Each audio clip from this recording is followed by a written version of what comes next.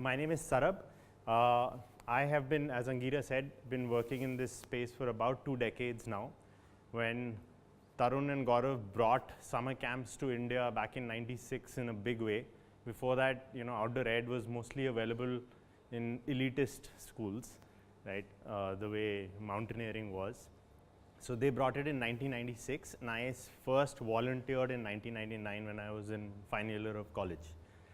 So a little bit about myself, so that hopefully you'll build some credibility in the process.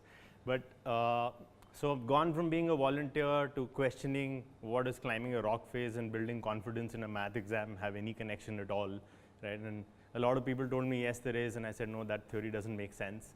And so I kind of questioned it. So I went for my bachelor's, and then I did a diploma, and then that wasn't enough, so then I did a master's, and then that wasn't enough, so I started doing a PhD. So now I have a fair bit of confidence that there is some connection, and there's a lot of theory that goes behind why we design programs the way we do. Most presentations that you will go for, they will talk about what children do on camp. So it will be a movie like this. We would like to concentrate a little bit more on what happens before your child comes to camp, because we believe that the 7 days that you send your child for us to do a good job, and what I mean by good job to start with is safety. And within safety, it's both physical and emotional, right? Both those pieces are extremely important, and for both genders. We often focus more on girls with regards to safety, and somehow the boys get sidelined, right? And there's a lot of research around what's happened when the government, focused on girls and did not on boys, and vice versa as well, right? So we do a lot of our work based on research that supports why we do what we do, right? So I'd like to put some attention towards what happens the other 358 days when your child is not on campus, right? The 7 days that there are, that's very easy for us to tell, that they'll have fun, they'll learn something, all that is great. But what's the team doing? There's a full-time team of 40 people. There's an additional team of 250 freelancers that works with Inme all throughout the year. So we're the largest company that there is in India, both in terms of how many children we work with and every other aspect you can possibly think of. The number of spaces we work in, the number of activities we offer, the number of places that they can go to. So just moving forward, how do we really start? So back in '96, there was a whole bunch of people who came together.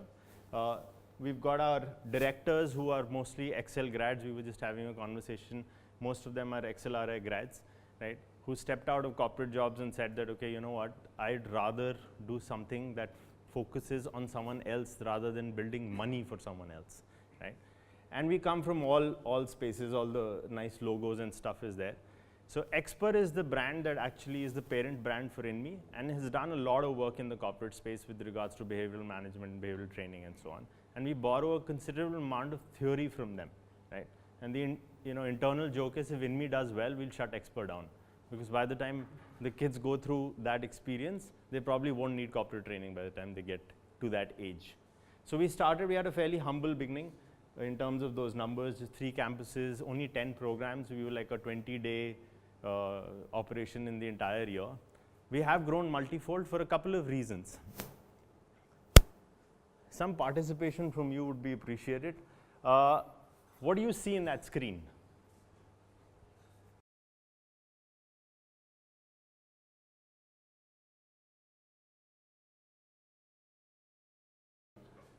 There's a lot of design and theory in this picture alone, right?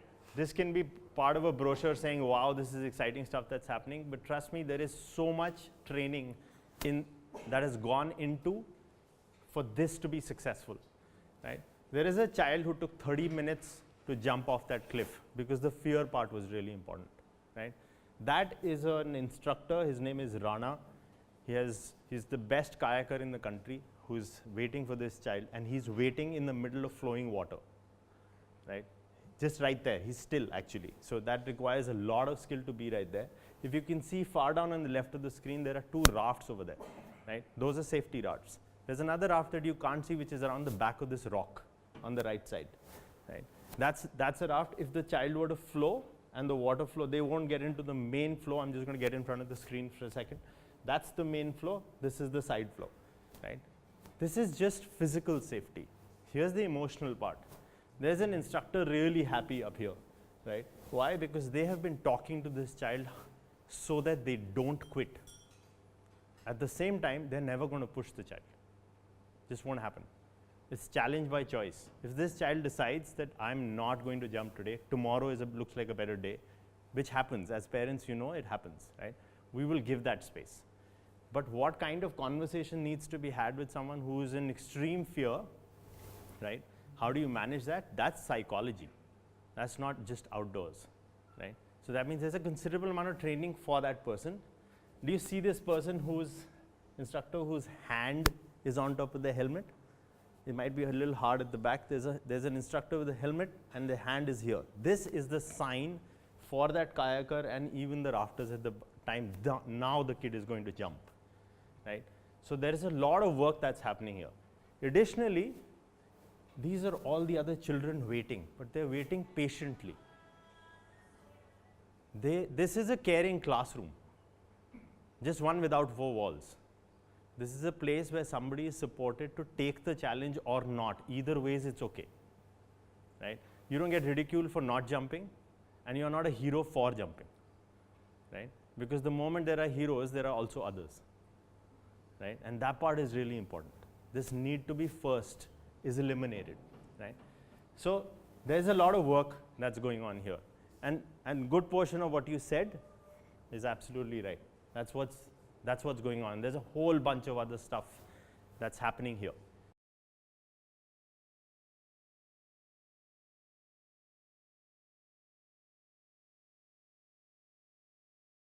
Where are we today?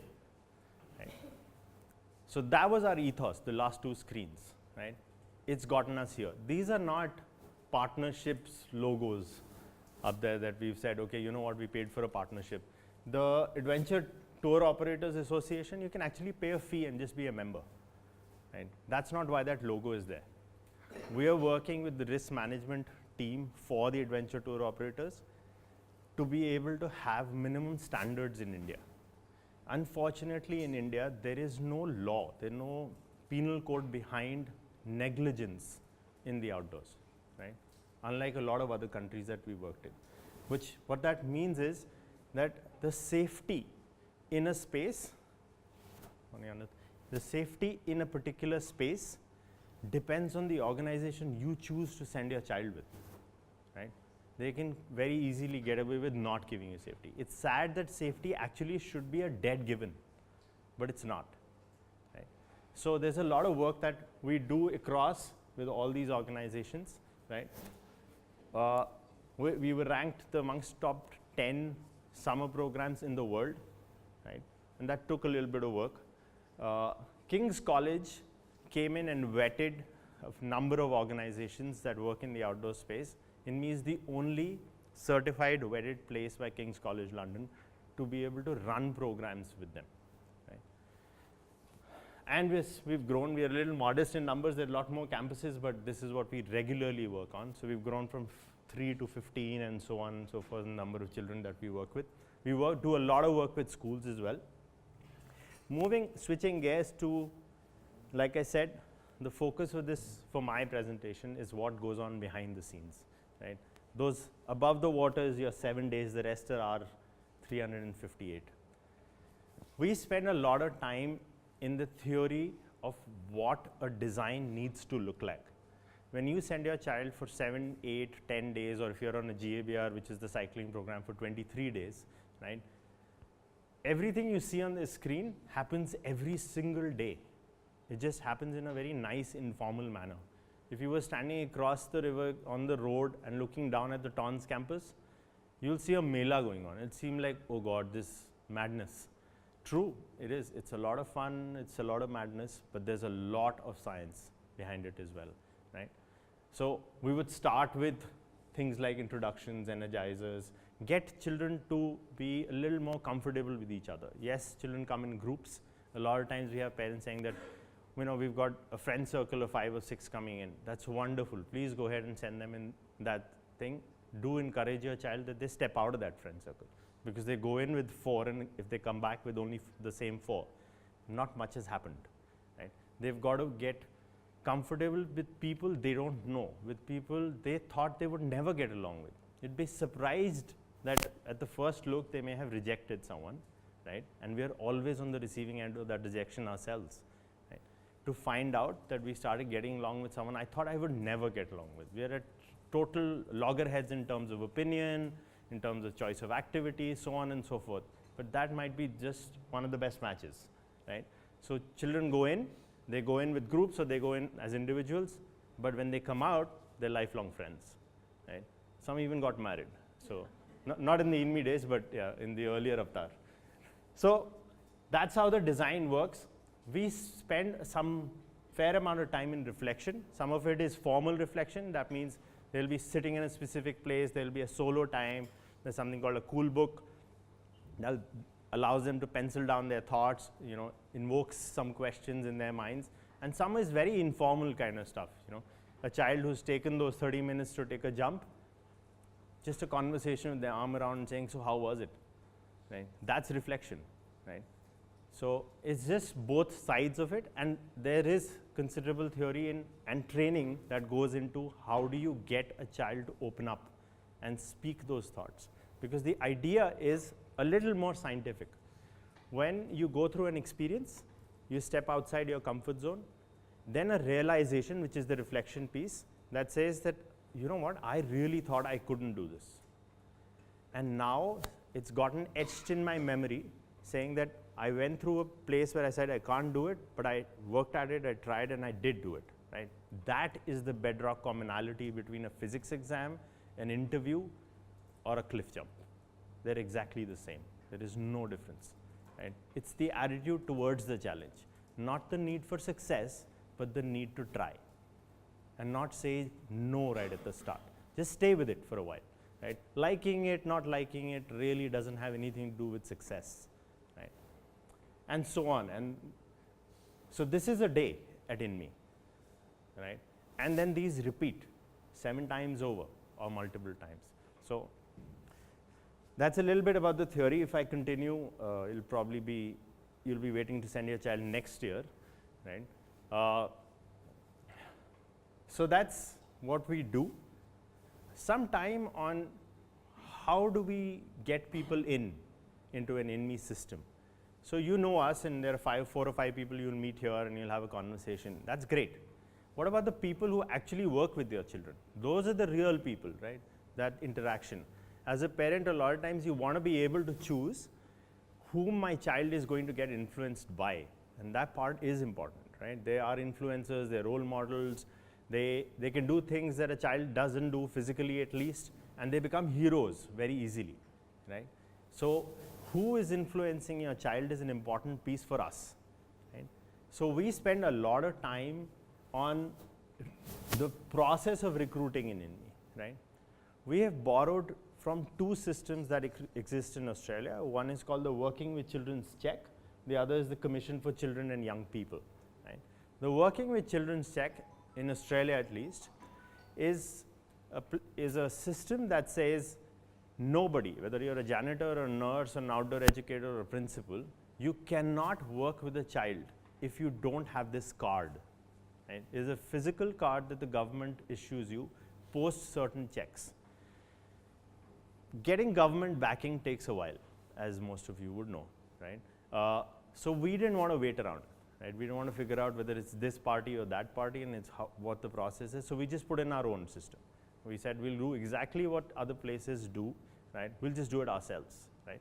And now we're looking to club this with a lot of other larger organizations and say we should bring this in just so that whoever is exposed to a child has gone through a process of a police check, reference checks, everything that we can do in our power to make sure that we have the right person facing the child, taking them through that experience is our responsibility.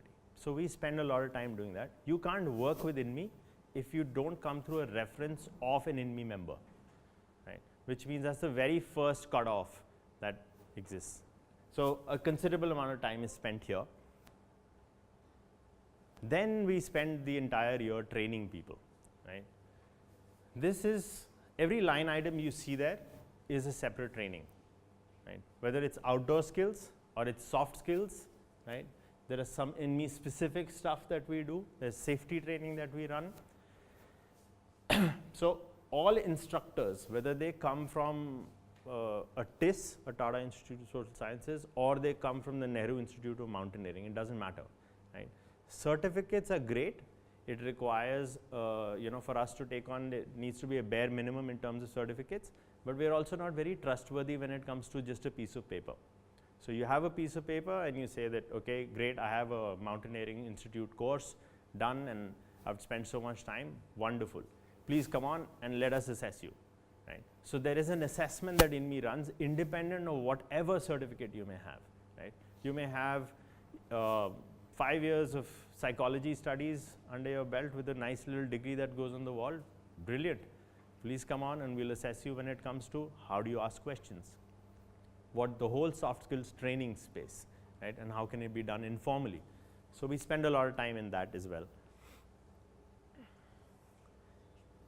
That is the training that a campus chief goes in. Campus chief is the person who leads the entire show, which means that they're the senior most person on camp.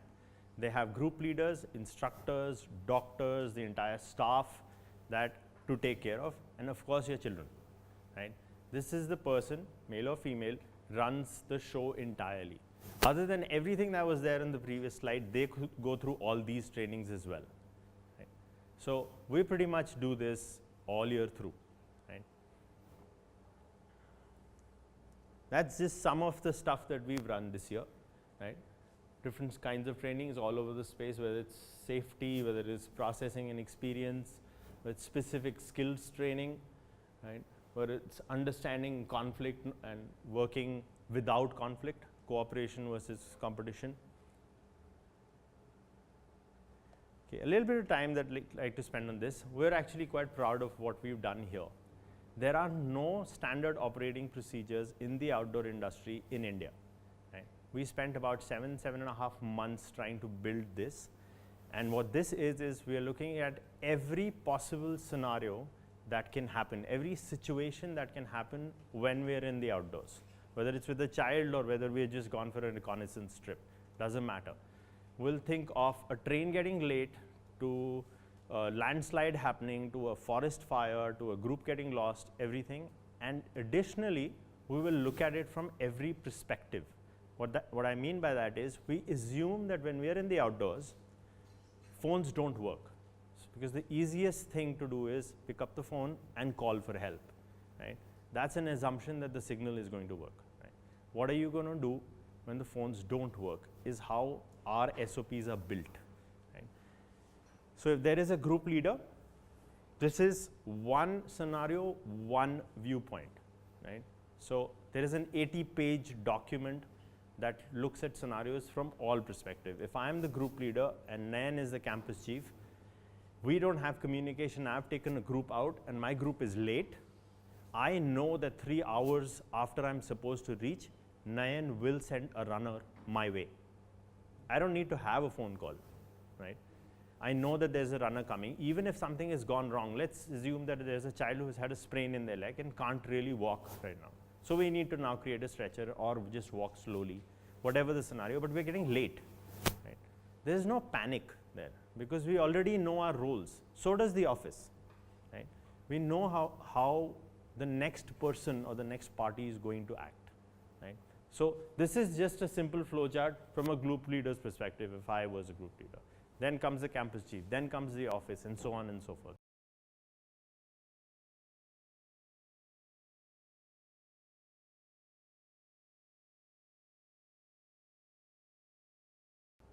Cool.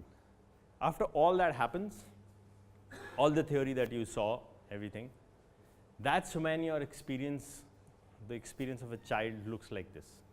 And there's a lot of sequencing and scaffolding that happens here, right? Which means there is an order to the experience, right? It's like a curriculum. You will not teach your child calculus before they know BODMAS.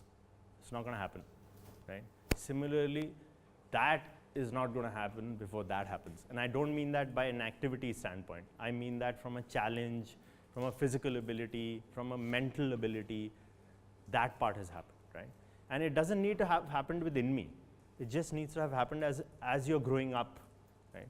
So we get a lot of parents who say, you know, I have a 15-year-old son, can I send him with my 11-year-old younger son?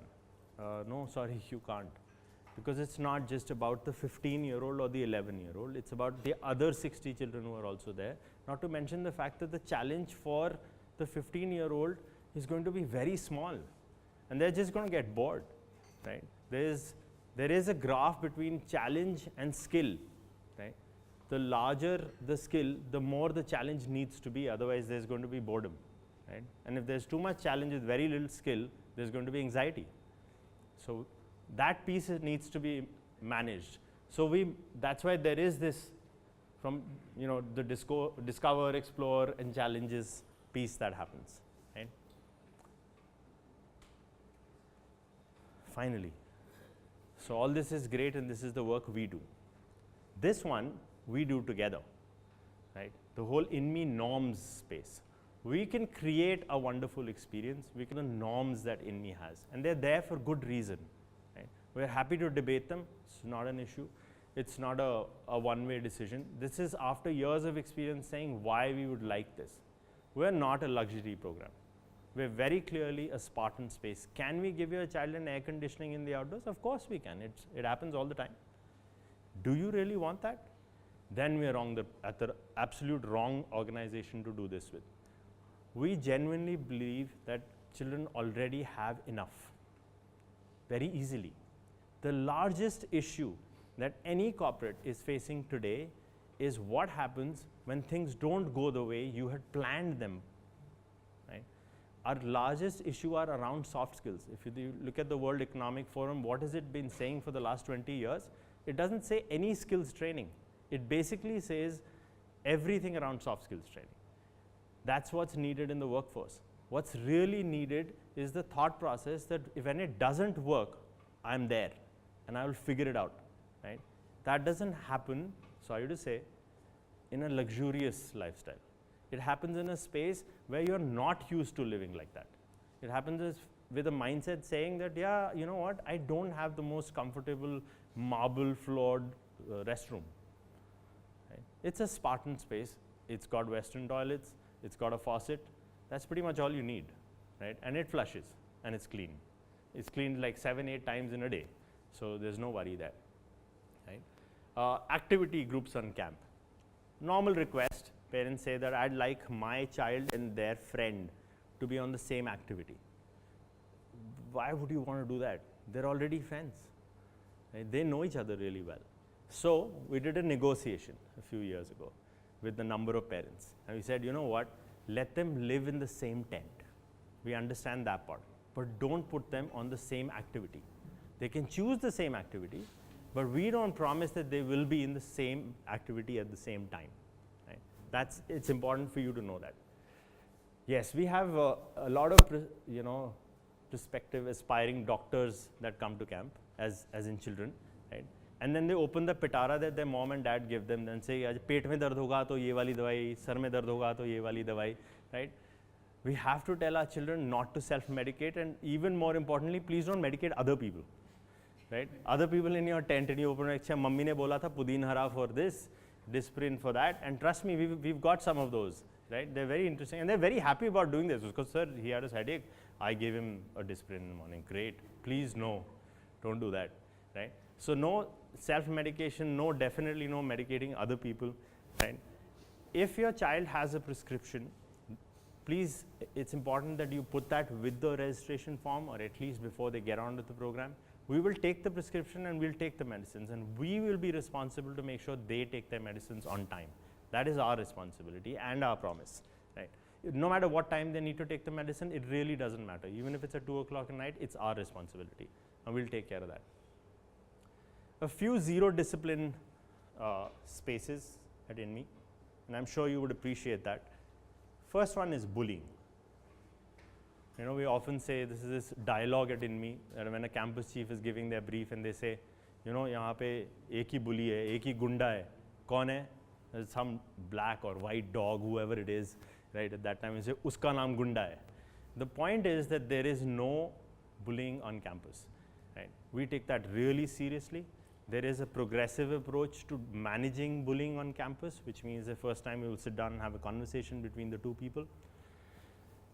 After that, it's a written document that they're signing and saying, I have been warned, right? And the third time, it's Tata goodbye, right? And that Tata goodbye is in one of the local buses, which rickety old bus with an instructor. They're still physically safe, not to worry, but it surely will not be a comfortable journey back. That's for certain, you know. So very, very serious about bullying, not a space that we look at lightly. It's important that everybody who comes onto an Inme program has a good experience, right? So moving on to substance. Furthermore, if there was anything below zero tolerance, that's where we are when it comes to. I'm not saying any of your kids or other kids do this, but it is important for us to let everyone know this, that we do not have any tolerance for a child experimenting on campus, right? That is an absolute no questions asked. Phones don't work, it doesn't even matter. The campus chief is just going to send the kid back. Right? So we're very serious when it comes to this, right? So no substance. Gadgets, my all-time favorite, okay? This is what makes sure that your child comes back with no new friends, right? And in my experience, the last 20 odd years, is that children don't want to carry gadgets. Parents want them to carry gadgets, right? Parents want, they'll slip a phone in and say, when I call, put it on silent. Here's the interesting part. Your child will not be able to charge the phone, right?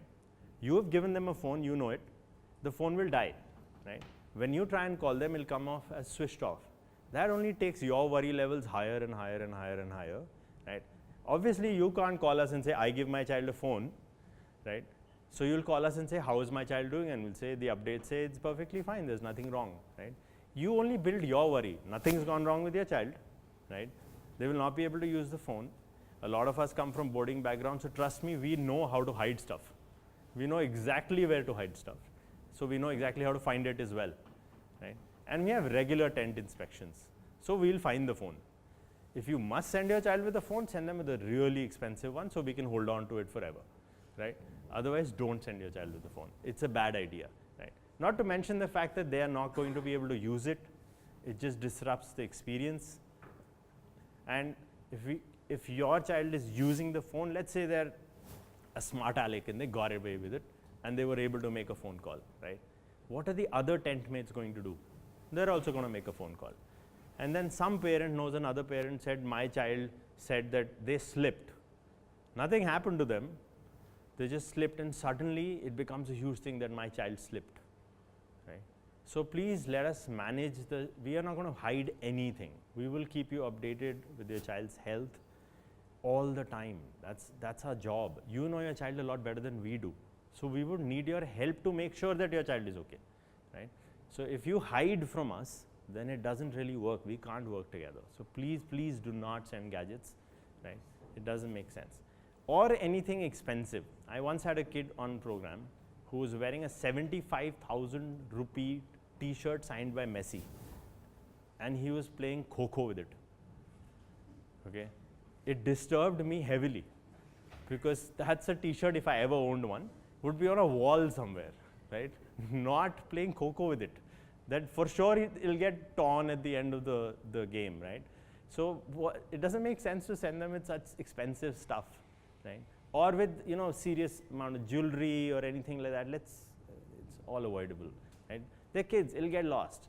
Right? They'll take it off while washing their face or something, then it was there and then suddenly went in the sink, and so, you know. So please refrain from sending expensive stuff. Do send cameras. Cameras are not an issue. It's great to create memories, video journals, all that kind of stuff is good. Not an issue there. Kindly follow the kit list, right? Please don't overpack or underpack. We've really thought this through. Every year, regardless of us having run tons for so many years, we still look at the kit list every year, right? It's not just a copy, cut, paste, right? And there's a lot of work that goes into it. So we've thought about it from a temperature standpoint.